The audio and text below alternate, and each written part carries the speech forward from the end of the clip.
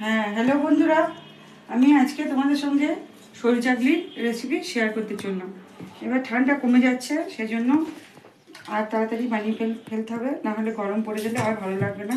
এর জন্য বানাতে গেলে আমি 500 গ্রাম মতো উষ্ণ চাল দিয়েছি। তোমরা আতপ চালও দিতে পারো, উষ্ণ চালও দিতে পারো, আবার যে চালে ভাত রান্না করে খাও সেই চালও দিতে পারো।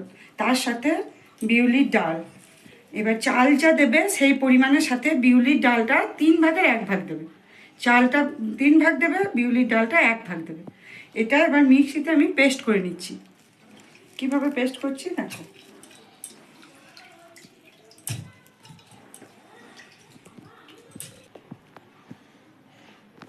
চাল ডাল মিক্স করে নিলাম, এর সাথে এবার সামান্য একটুখানি জল দিলাম। এবার এটাকে মিক্সিতে পেস্ট করে নেব। ব্যাটারটা এরকম তৈরি হলো। এবার এর সাথে একটু লবণ দিয়ে আর জল দিয়ে গুলতে হবে। ব্যাটারটা এমনভাবে তৈরি করতে হবে যাতে ব্যাটারটা পাতলাও না থাকে, আবার পুরুও না হয়ে যায়। এর মধ্যে কিছুটা পরিমাণ লবণ দিয়ে দিলাম, স্বাদ মতো দেবে। তোমরা আগে নিজে দেখে নেবে কতটা লবণ দরকার, সেই অনুযায়ী দেবে। আমি কিছুটা পরিমাণ দিয়ে নিলাম। এবার যদি আবার আমার প্রয়োজন হয় আমি তখন আবার দেখে লবণটা দেবো। তার সাথে আবার জল মিক্স করে হালকা করে গুলতে থাকতে হবে। গুলে বাটারটা তৈরি করে নিতে হবে।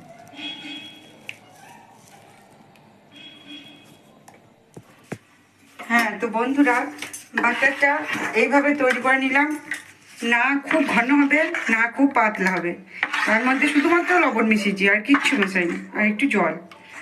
এবার আমি তৈরি করছি কিভাবে সেটা একটু দেখে নাও। একটা বাটির মধ্যে সর্ষের তেল নিয়েছি, তার সাথে একটু বেগুন ডাঁটটা কেটে নিয়েছি বেগুনে। এবার এইটা দিয়ে তাওয়াটাকে গরম করে নিতে হবে। প্রথমে গরম করার পর তাওয়াটাকে মিডিয়ামে দিতে হবে। মিডিয়ামে দেওয়ার পর বেগুনের ডাঁটটা দিয়ে এইভাবে এটার মধ্যে তেল গুলিয়ে নিতে হবে। তেল বোলানোর পরে হাতটা দিয়ে এটা ঘেঁটে নেওয়ার পর 1 হাতা মতো এটা এর মধ্যে দিয়ে দিতে হবে। দেওয়ার সাথে সাথে তাল পাতা দিয়ে এইভাবে ওই সবজির আকারে তৈরি করে নিতে হবে।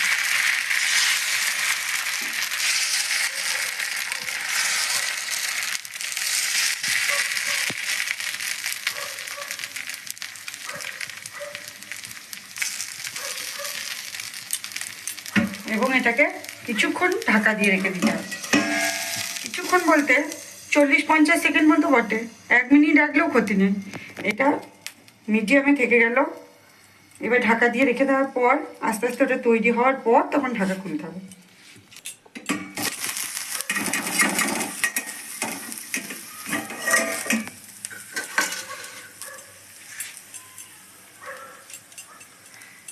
এক মিনিট রেখে দেওয়ার পর ঢাকাটা খুললাম। খোলার পর আমাকে দেখতে হবে তৈরি হয়েছে কিনা। হয়ে যাচ্ছে, উঠে গেলেই বুঝবে তৈরি হয়ে গেছে। দেখো আস্তে আস্তে অটোমেটিক নিজেই উঠে যাচ্ছে। এটাকে তুললে রেখে দিলেই হয়ে গেল সরু চাকলি রেডি। বন্ধুরা, তোমাদের যদি এই রেসিপিটি ভালো লেগে থাকে তাহলে তোমরা বাড়িতে বানাও, বানিয়ে আমাকে কমেন্টে অবশ্যই জানাবে কেমন হলো।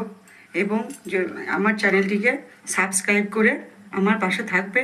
নতুন নতুন আইটেম আরও আমি তৈরি করে তোমাদের সাথে শেয়ার করব।